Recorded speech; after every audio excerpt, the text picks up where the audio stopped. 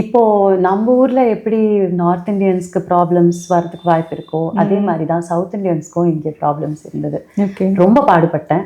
ஆனா என்ன இருந்தாலும் ஷி மீன்ஸ் நோ ஹார்ம். இவன் நம்மளுக்கு எந்த கஷ்டமும் கொடுக்க வரலங்கிறத புரிஞ்சுக்கிட்டாங்க. அப்புறம் டூரிஸ்ட் ஃபேமிலி மாதிரி தான் கிட்டத்தட்ட என் கதையும்.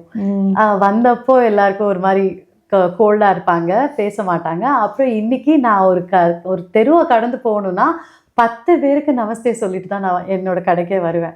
ஸோ அந்த அளவுக்கு நான் எல்லார் வீட்லேயும் ஒரு பார்ட் ஆகிட்டேன். ரொம்ப செல்லம்.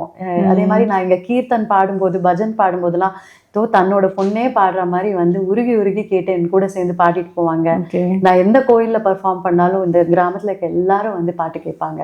ஸோ அதெல்லாம் வந்து நான் உருவாக்கிட்ட உறவுகள் தான் இங்கே. கிட்டத்தட்ட டூரிஸ்ட் ஃபேமிலியில் நடக்கும்ல, கடைசியில் எல்லாருமே அந்த பாஷை பேசுவாங்கல்ல. இப்போ இந்த தெருவில் இருக்கிறவங்களும் பல பேர் தமிழில் என்ன வார்த்தை அது என்னன்னு கேட்டு தமிழில் தான் பேசுவாங்க. பட் பிகினிங்ல இங்க வந்து நீங்க பிசினஸ் ஆரம்பிக்கும் போது இருந்த ஸ்ட்ரகிள்ஸ்லாம் என்னென்ன? ரொம்ப கஷ்டம். இங்க வாடகைக்கு இடம் கிடைக்கிறதுலாம் அவ்வளோ ஈஸி கிடையாது. அவங்க பேசி வச்சிருவாங்க. இது tourist town, bustling business activity.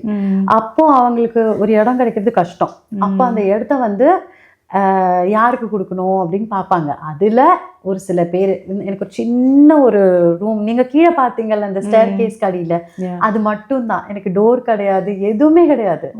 ஜீரோலேருந்து அதை வெறும் அங்கேயே வச்சு பண்ணி பண்ணி பண்ணி பண்ணி ஒரு ஓகே இவன் கரெக்டாக ரெண்ட் கட்டுறா, ஓகே இவன் நல்லபடியாக பிஸ்னஸ் பண்ணுறா, எதுவும் தகராறு இல்லை, ரவுடிஸ் அதெல்லாம் எதுவுமே இல்லைன்னு சொல்லி நம்பிக்கையின் அடிப்படையில் இன்னொரு ஓனர் ஒரு கடை கொடுப்பாங்க, அப்புறம் இன்னொரு கடை கொடுப்பாங்க. அப்படி வளர்ந்து வந்தது தான்.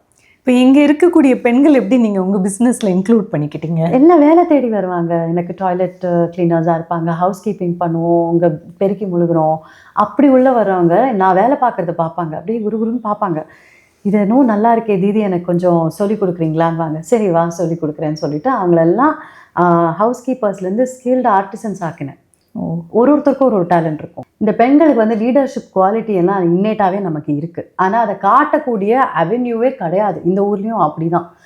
அந்த பெண்கள் எப்படின்னா வீட்டில் செம்ம அடி வாங்குவாங்க, டொமஸ்டிக் வயலன்ஸ் இருக்கும்.